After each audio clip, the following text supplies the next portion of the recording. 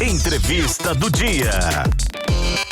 A CPI da Covid nesta semana, você acompanhou aqui, teve momentos de baixo nível, de alta tensão, troca de ofensas, provocações. O ministro Ricardo Lewandowski, do STF, concedeu um habeas corpus ontem à noite ao ex-ministro da Saúde, Eduardo Pazuello, para que ele tenha o direito de ficar em silêncio na CPI da Covid, sempre que entender que não precisa responder a algumas perguntas dos senadores que eventualmente possam incriminá-lo.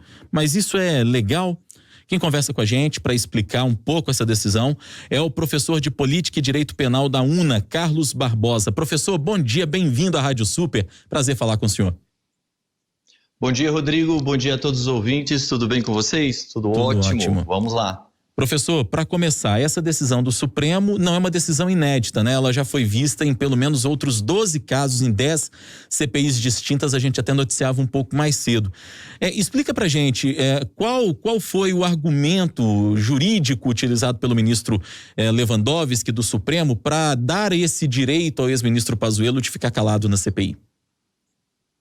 Esse direito é um direito constitucional, né? Nós estamos falando de um direito que já está previsto na Constituição Federal, uma vez que o ministro Pazuello, o general Pazuello, certamente será um dos indiciados pela CPI. Sendo assim, ele deixa a condição de testemunha e torna-se um possível indiciado. A Constituição estabelece que aquele que possivelmente venha a ser indiciado tem o direito de permanecer calado. Por quê? Porque ninguém é obrigado a fazer prova contra si mesmo. Então, nesse instante, ele entra com um habeas corpus preventivo, tendo em vista a grande chance dele lá na frente se tornar um dos indiciados pela CPI, né? Apesar de, neste instante, a CPI não o apontou como indiciado nem investigado. Ele não é o foco, pelo menos expressamente atribuída a ele essa condição de investigado. Ele é testemunha das investigações, nessas investigações. Então, a Constituição, ela determina como direito fundamental que o investigado, ele não é obrigado a fazer provas contra si mesmo. E essa é a questão que gira em torno. Por isso, é muito recorrente o Supremo Tribunal Federal tomar esse tipo de decisão. Professor, até que ponto o ex-ministro pode ficar calado? Em que situações ele deve responder a algum questionamento feito pelos senadores? Ainda que não tivesse sido feita essa delimitação por parte da decisão do ministro Lewandowski, obviamente que questões que não girem em torno da sua gestão, ele estará, de uma certa forma, obrigado a responder. Então, o que ele não tem que responder são questões que envolvam a sua gestão, a sua pessoa, as suas decisões.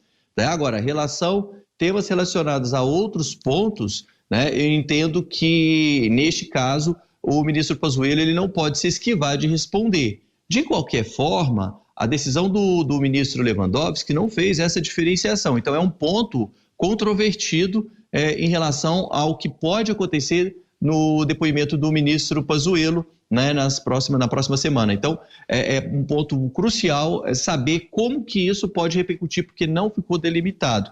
A questão é que nós temos que separar ali dois pontos importantes. A manifestação do Pazuello, o silêncio do Pazuello, na verdade, garante ele uma proteção jurídica. Porque a gente sabe perfeitamente que o general Pazuello, toda vez que ele se manifesta, ele acaba se enrolando cada vez mais. Então, esse silêncio, juridicamente, é bom para ele. Agora, politicamente, para o governo e para o próprio general, talvez não seja uma boa saída ficar em silêncio durante todas as perguntas dos senadores. É esse o questionamento que eu ia fazer, justamente, o senhor entrou nessa seara, professor. Até que ponto é benéfico, digamos assim, que ele permaneça calado? E pergunto para além disso, até que ponto o silêncio do ex-ministro, ou um eventual silêncio que se espera dele, pode acabar incriminando o ex-ministro Pazuello?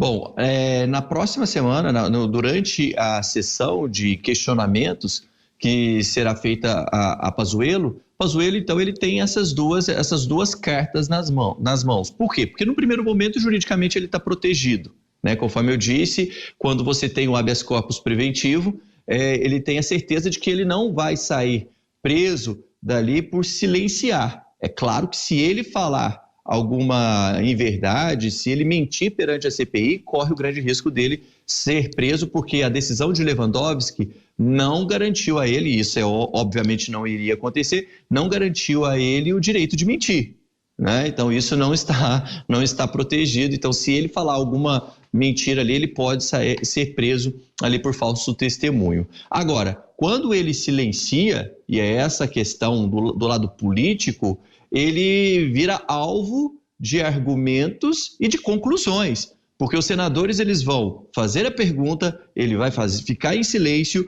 e o próprio senador vai concluir a pergunta dele, ou seja, ele vai ser alvo de acusações sem a sua defesa. Então, juridicamente, nada pode acontecer, a não ser que ele minta, né, nessa sessão que vai acontecer na próxima semana. Agora, politicamente haverá certamente um grande desgaste do governo em virtude desse fator. O silêncio em si é um fator que é uma faca de dois gumes. Por quê? Porque de uma forma protege juridicamente e de outra forma expõe o político ali, o agente político diante dos senadores. Minimamente um constrangimento certamente a gente vai ter, né, professor? E o senhor destacava agora há pouco que a decisão do ministro Lewandowski da noite de ontem, ela não tem uma delimitação sobre determinados momentos em que o ex-ministro pode permanecer calado e sobre determinados momentos em que ele necessariamente deve se manifestar. Mas eu pergunto para o senhor o seguinte: nós temos visto e acompanhado ao longo dessa semana e das últimas 2 semanas, sobretudo de CPI, que há uma tentativa por parte do relator, o senador Renan Calheiros, e também muito dos senadores de oposição ao governo, de relacionar as decisões que são tomadas ao presidente Jair Bolsonaro. Muitas vezes entendendo que decisões que foram tomadas por ex-ministros da saúde, por auxiliares do presidente, foram tomadas a partir de orientações do chefe, o presidente Bolsonaro. Nesse sentido, quando as perguntas forem por esse caminho, de perguntar sobre ordens que necessariamente foram ou teriam sido dadas pelo presidente, se o ministro ele diz que tomou determinada atitude, praticou determinada ação a partir da ordem do presidente, ele está se incriminando porque tomou e ele assinou essa decisão, ou ele acaba incriminando, digamos assim, o presidente da República? Acho que nós temos aí uma linha bastante tênue, né, professor? Demais. A presença de Pazuello na CPI é algo que gera um temor não só para o próprio ex-ministro, como também para a presidência, para o Planalto. Por quê? Porque tudo pode acontecer a partir dali. Uma vez que nós estamos falando de serão vários questionamentos apresentados e o ministro ele vai ter que responder esses pontos. A questão da subordinação do ministro ficou bem clara, inclusive nas falas do próprio presidente da República, que disse de forma bem clara, de forma bem objetiva, que quem manda nos ministros é o presidente da República. É o presidente que manda nos ministros. E, de uma certa forma, se a gente for observar pelo lado da organização do Estado brasileiro, existe sim uma relação de subordinação. O ministro, ele pratica aquilo que a presidência, o Planalto, determina. Então, existe sim uma relação de subordinação.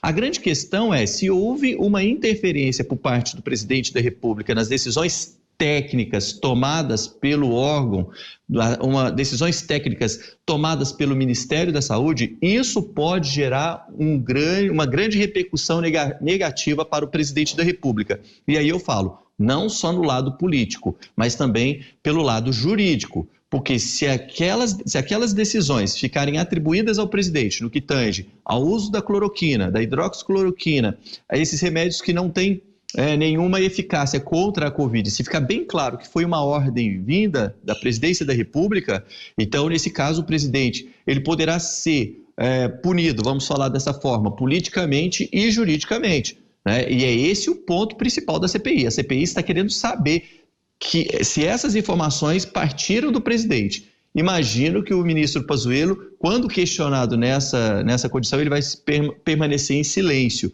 Mas a gente sabe, o ministro Pazuello, o general Pazuello, ele tem um estupim meio curto, né? Então vamos ver até que ponto ele vai suportar tanto constrangimento. E o constrangimento vai se estender também ao Exército, porque a gente não pode se esquecer que o ministro, o ex-ministro, na verdade, é um general do Exército. Então, esse constrangimento vai se estender ao Exército e vamos ver. Ele, como uma pessoa com uma personalidade meio incisiva ali, vamos ver se ele consegue suportar e se ele vai continuar em silêncio durante toda a sessão. Professor de Política e Direito Penal da UNA, Carlos Barbosa, nosso convidado de hoje. Só uma correção. Pois não. Rodrigo, só uma correção. Não é direito penal, é direito público, tá? Direito então público. é política e direito público. Não é penal, então não, tá bom? É justíssimo que façamos essa correção, professor de Política e Direito Público. Senão os professores de penal vão puxar a orelha. Não, você não é da cadeira de penal. Você é de não, nós não podemos fazer isso não, de jeito nenhum. O senhor está certíssimo. Vou reforçar aqui. Professor de Política e Direito Público da UNA, Carlos Barbosa, nos ajudando a entender essa decisão de ontem do ministro Ricardo Lewandowski, que certamente, viu, professor, foi muito esclarecedora a sua participação com a gente aqui. Vamos incomodá-lo outras vezes. Obrigado pela entrevista, professor. Estou à disposição. Um forte abraço a todos os ouvintes. Um abraço para todo mundo aí.